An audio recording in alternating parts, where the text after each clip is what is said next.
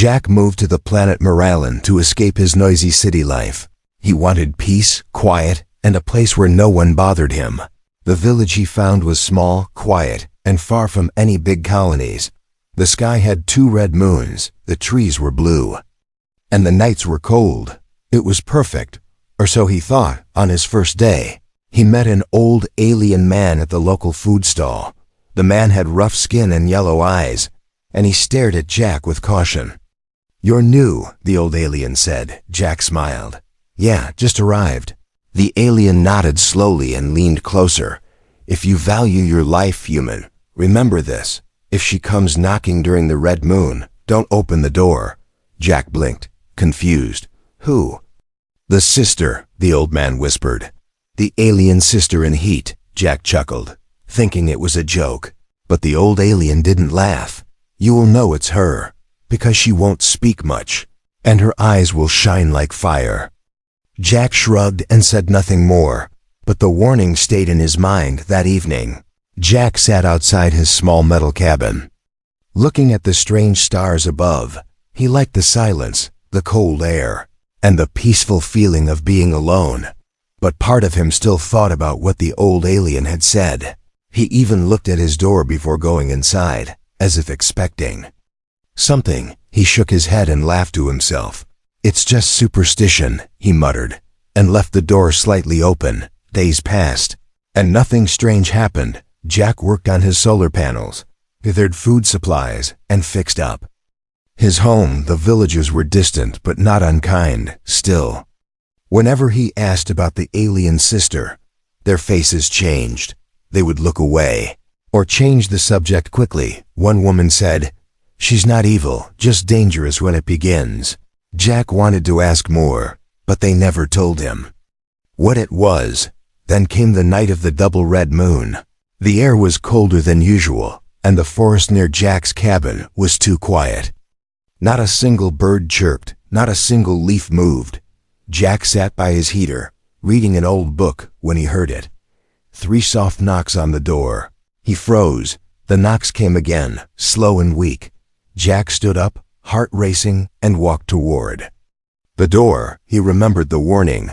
"Don't open it," the old alien had said. But his hand moved anyway. The door was still slightly open, just a crack. He peeked outside and saw nothing at first. Then she stepped into the moonlight. A girl, tall and alien, with soft skin that glowed pale blue. She wore only a thin wrap around her body, and she was shivering. Her eyes glowed faintly red. Not from anger, but from something else. She looked at him, lips parted, breathing heavily. I can't stay outside," she whispered. "Please." Jack hesitated. Everything in him screamed to close the door. But her voice wasn't threatening, it was scared. Desperate, he opened the door wider. "Come in," he said. She stepped inside, slowly, hugging her arms tightly to her chest. Jack grabbed a blanket and offered it to her. She didn't take it. She just stared at him with wide, glowing eyes. "You left the door open," she said softly. Jack blinked. "Yeah, I guess I did. You shouldn't have," she whispered, voice trembling. Jack asked her name, but she didn't answer. She sat on the floor, near the heater, knees to her chest. He noticed her breathing was heavy, and her hands were shaking. He poured her a warm drink and handed it over. She held it carefully, but didn't sip it. "I'm not supposed to be here," she said, more to herself than to him. Jack sat across from her, still unsure what to say. "Are you the one the villagers talk about?" he asked gently. She didn't answer, but her eyes flashed brighter for a second. Then she whispered, "I didn't want to hurt anyone." The air in the room suddenly felt warmer, and Jack could hear his own heartbeat. He realized then, this wasn't a myth. This was the moment the old alien had warned him about, and he had left the door wide open.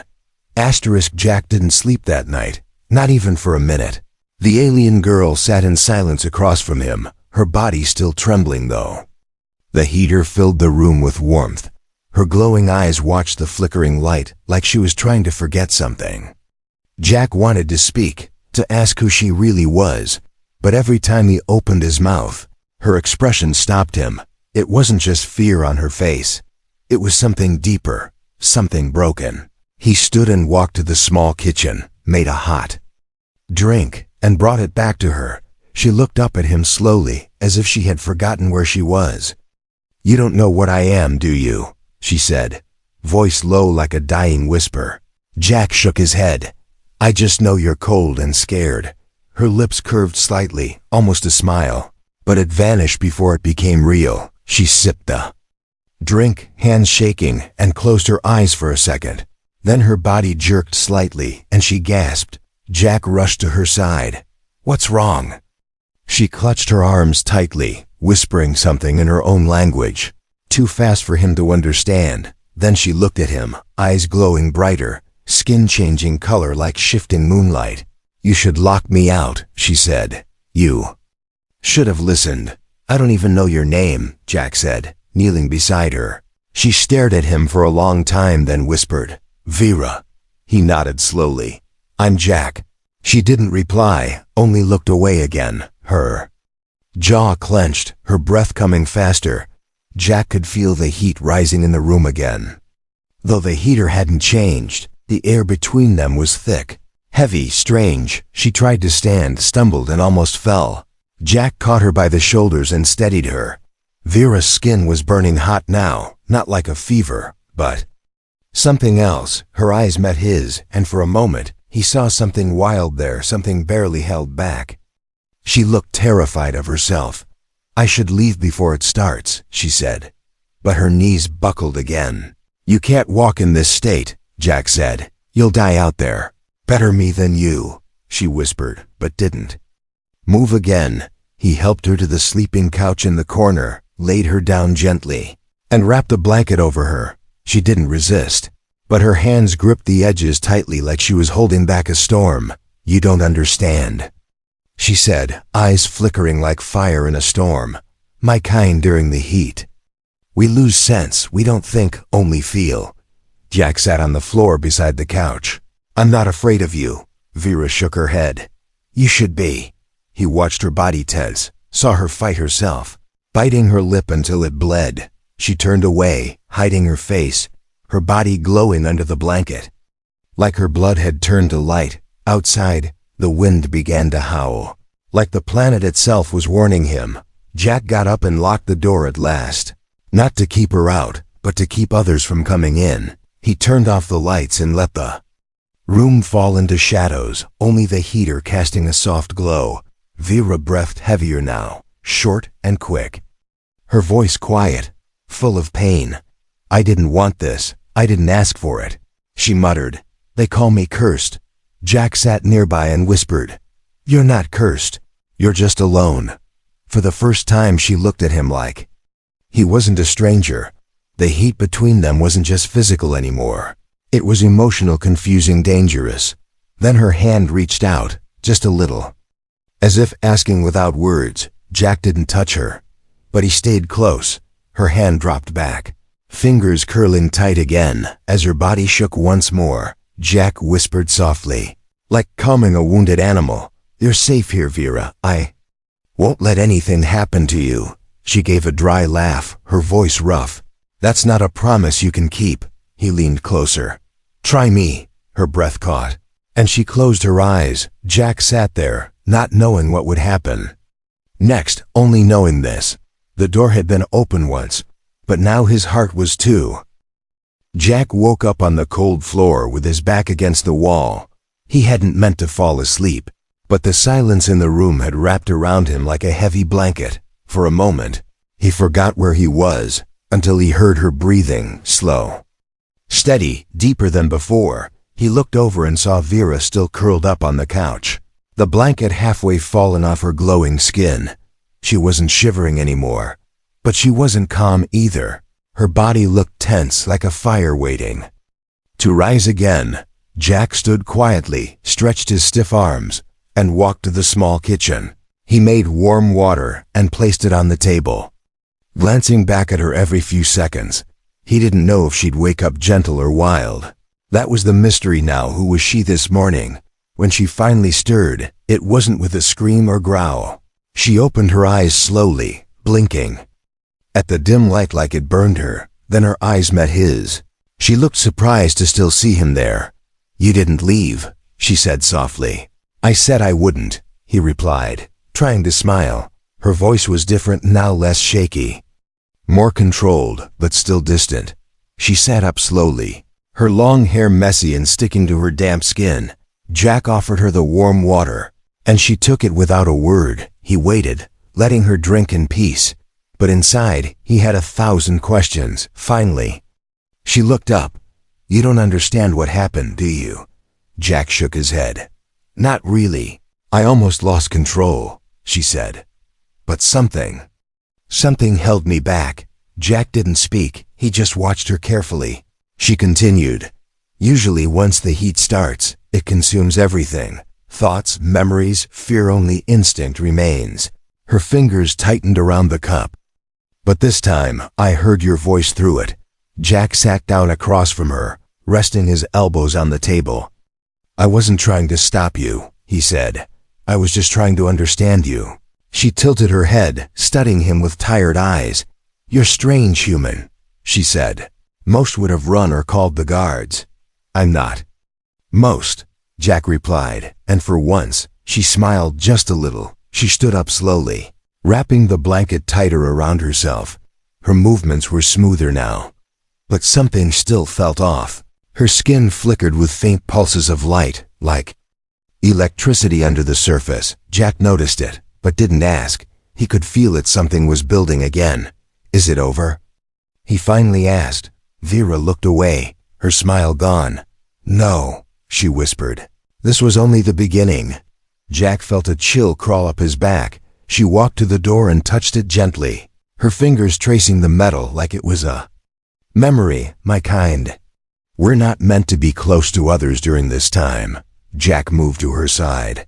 "Then why did you come to me?" She turned to him, her eyes glowing again, but softer this time. "Because the moment I smelled your presence, I didn't feel afraid."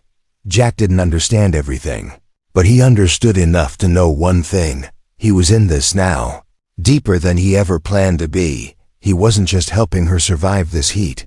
He was becoming part of it, part of her story.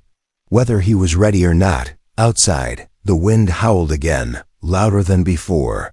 A storm was coming, not just from the skies, but from inside her, and Jack had left the door wide open to all of it. The wind outside screamed like a beast searching for prey inside the small cabin. The silence between them was louder than any storm. Vera sat near the heater, her body still glowing faintly. Under the blanket, she wasn't shaking anymore, but her hands wouldn't stay still. She kept rubbing her palms together like she was trying to erase something only she could feel. Jack watched her from across the room, pretending to read an old datapad. But he wasn't reading, not really. His eyes drifted back to her every few seconds, every movement she made, every breath she took. It all pulled his focus like gravity. He told himself it was concern, just concern, but a part of him wasn't so sure anymore. Vera finally broke the silence. "Do you feel it too?" she asked, her voice low and unsure. Jack blinked. "Feel what?" She didn't answer at first, just stared at him with those glowing eyes. Then she whispered, "The closeness, the pull. It's not just from me anymore." Jack swallowed hard, not sure how to respond. He looked down at his own hands, which had started trembling. Just slightly. Maybe it was the warmth in the room. Maybe it was her scent. Or maybe something deeper was changing. Vera stood slowly, the blanket falling around her feet. She walked toward him with careful steps, like someone approaching a fragile thing. Jack didn't move, didn't speak. He couldn't. When she stopped, just inches from him, the heat coming off her skin wrapped around him like fire and silk at once. "I need to be careful," she whispered. "The closer I get, the stronger it becomes." Jack looked up into her face, into the strange sadness behind her glowing eyes. "What happens if we don't stop?" he asked. She didn't answer. Instead, she reached out a hand, paused, then slowly pulled it back. Her control was holding, but barely. Suddenly, she turned away. Walking quickly to the other side of the room, she gripped the edge of the table, breathing fast. "I can't be near you much longer," she said, her voice sharp with panic.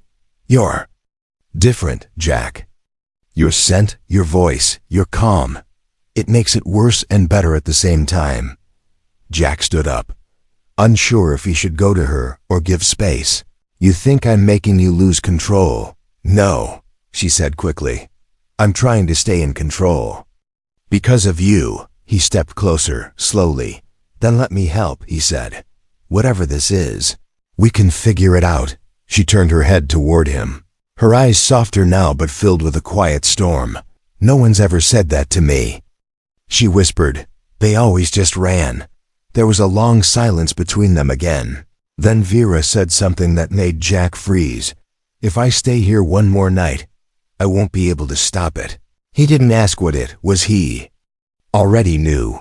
The air felt heavier now, like the whole room was waiting to see what Jack would do. He looked at the door, the only exit, the only escape. Then he looked at her, shaking, glowing, trying so hard to fight the thing inside her. He made his decision. "You'll stay here," he said. "I'll help you hold on." Vera took a deep breath, then slowly walked back toward the couch. She sat down, wrapping herself tightly again. But this time her eyes stayed on Jack, no longer cold, no longer wild, just tired and grateful. The red moons rose higher in the sky outside, shining through the window like watching eyes. The planet was quiet. The storm had passed for now. But the heat inside her wasn't over, and Jack had just promised to stand in the fire with her. The first sound was not her voice, not her breath, but a low growl. It came from deep inside her chest, soft at first, then rising like thunder trapped beneath her skin. Jack had just started to drift off in his chair when it jolted him awake. He turned to her, and in that instant, he knew something had changed.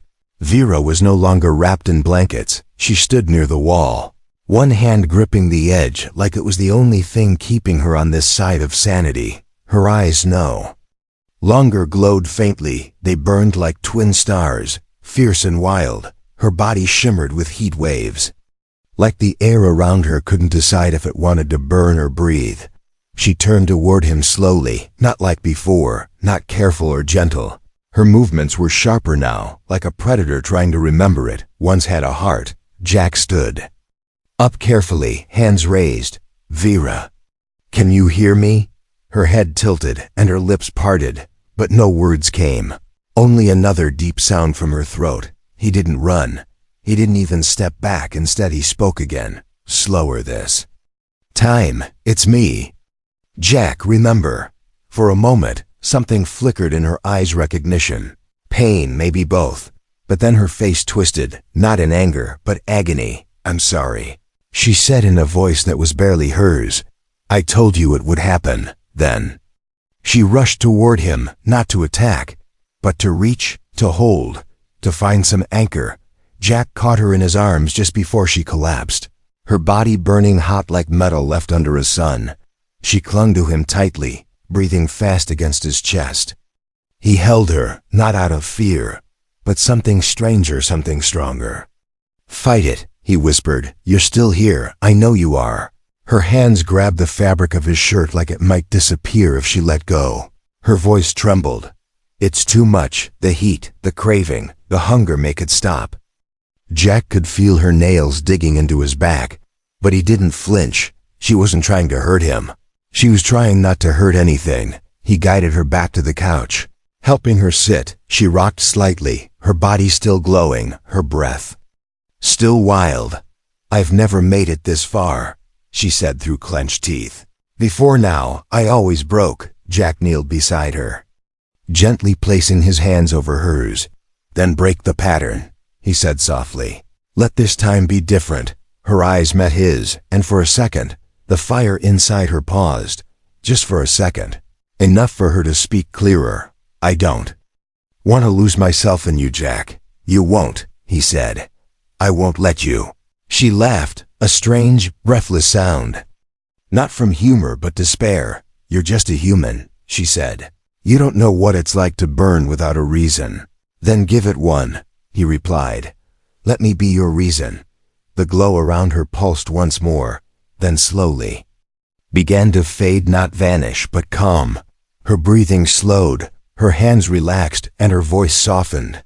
I don't understand how you're doing this, she whispered. Jack smiled gently, brushing a strand of hair from her face. I don't either, he said.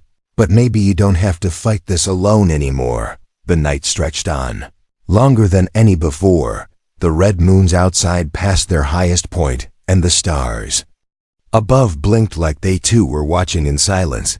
Jack didn't leave her side, not even for a second, and Vera, though still trembling, didn't ask him to. Whatever the heat inside her was, whatever wild instinct wanted to take over, tonight it had met something stronger, and that something was human. Morning didn't arrive with sunlight on this planet. It came with the fading of red moons and the slow return of blue clouds across the sky. Inside the cabin, the silence wasn't heavy anymore. It was peaceful, like something dangerous had passed and left behind only breathing and warmth. Vera was lying on the couch, her body still, her glow dimmed down to soft pulses. Jack sat next to her, half awake, watching her like someone watches a fragile glass that somehow didn't break. She looked younger now, more like a girl than a beast. Her sharp breathing had settled. Her face wasn't twisted with tension. She was finally resting. Jack didn't know if it was over, but he knew something had changed. When she finally opened her eyes, she didn't jerk or growl. She blinked slowly, looked around the room, then whispered one word, "Still here." Jack nodded, smiling softly. "Told you I wouldn't leave." She stared at him like she was seeing a new world for the first time. "You stayed through the fire," she whispered. "No one's ever done that." She sat up, rubbing her arms, feeling the cooled skin where heat once burned. Jack offered her water, and she took it with careful hands. She sipped slowly, her voice soft. "It's not supposed to go like this." Jack raised an eyebrow. "Like what?" She looked down. "Ashamed. During heat, we lose control. We push everyone away. We break things. We scare people." Jack nodded. "But you didn't." She gave him a tiny, tired smile. "Because you were here." She stood, her body a little weak, but not unstable. She walked to the window and pulled the curtain slightly, watching the fading moons. "They'll come soon," she said. "The villagers. They think I'm dangerous." Jack walked up beside her, looking out at the quiet forest. "Then I'll tell them you're not." She turned her face toward him, surprised. "You defend me." "I already did," he said. In the worst moment, Vera's eyes glistened, but she blinked it away. She had no more heat left to hide behind, only truth now. She touched her own chest gently, feeling the heartbeat that was still fast, but no longer wild. "It's strange," she whispered. "The cycle always ends in shame or silence, but this time, I feel peace." Jack leaned against the window frame, arms crossed. "You didn't burn alone," he said. "You were seen." There was a long, quiet pause between them. Then Vera asked, "What happens now?" Jack thought for a moment, then shrugged. "You stay if you want to." She looked down, then slowly nodded. "I do." Her voice cracked on the last word, but she didn't hide it. Outside, the first signs of villagers coming through the woods appeared. Jack saw them. 3 figures, weapons in hand, walking slow and cautious. Vera saw them too, and her body tensed again. "They'll think I hurt you," she whispered, stepping back. Jack didn't move. "Then let them think what they want," he said. "We'll show them the truth." The door rattled once, then twice, before Jack opened it himself. The villagers stepped in, ready for a fight, their eyes wide when they saw her standing unharmed. One of them barked. "Did she go wild?" Jack looked at them, then at Vera, then calmly said, "She stayed, she fought it, and she won." They didn't believe him, not right away, but they saw the way she stood beside him, not behind him. They saw no damage, no fire, no fear, just a human and an alien girl, side by side, both tired but still standing, as the villagers left. Slowly, muttering to each other, Vera turned to Jack and whispered, "Thank you for not locking me out." He looked at her with a soft grin. "Thanks for not tearing me apart." She laughed for the first time, light and real, and it filled the room like warmth. They called her a monster, but when she walked beside the human, they looked away, not from fear, but from something they didn't want to admit: shame, maybe, or confusion. For generations, they had told the same story, that the alien sister in heat would one day lose herself and take someone down with her. But she didn't, and the man she was supposed to destroy. He welcomed her in. Vera stayed in Jack's cabin for 3 more days, not because she was still burning, but because she was learning what it felt like to sit in silence with someone who didn't flinch when she breathed, learning how to laugh, how to sleep without chains on her thoughts. Jack didn't treat her like a danger, not once. He spoke to her like she was normal, like she belonged. On the 4th morning, she stood in the doorway, watching the forest dance in the soft wind. Jack stepped beside her, coffee in hand, his eyes still half asleep. "Sleep okay?" he asked. Vera nodded slowly. "Too well." Then she turned toward him, her expression serious now. "They still think I'm dangerous," she said.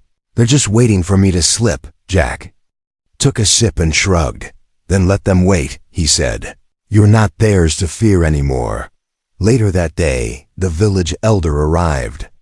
Same old alien with yellow eyes, same cloak that smelled of firewood and secrets. He didn't speak right away. He just looked at her, then looked at Jack. Finally he said, "She didn't destroy you." "Nope," Jack said casually. "She helped me fix the roof." The elder grunted, then pulled something from his cloak. A silver token, shaped like a flame wrapped in a leaf. He held it out to Vera. "For surviving," he said, "and for not letting the fire take someone with you." Vera stared at it, unsure if she should accept it. Jack nudged her gently, and she took it, her fingers trembling again, but not from heat. The elder turned to Jack next. "You're strange, human," he said. "Most would have slammed the door." Jack smiled. "Yeah, I get that a lot." That evening, they sat outside the cabin as the moons began to rise again. Not red this time, but soft blue, calm and distant. Vera leaned her head on Jack's shoulder, her voice barely a whisper. "I don't think I ever want to go back." "You don't have to," Jack replied. "You think the world will forget what I was?" she asked. Jack shook his head. "No, but maybe they'll remember what you chose to become instead." The wind brushed through her hair, and for the first time in her life, Vera didn't feel cursed. She felt real. She felt human. Later that night, as the fire inside the cabin dimmed and their breathing slowed in the quiet, she whispered one last thing before sleep. "I used to fear the door would open." Jack answered softly. "I used to fear being alone behind it." Now neither of them feared anything. Not the heat, not the night, not even the stories others would tell. Because when the worst came knocking, he left the door wide open, and she stepped through as something more.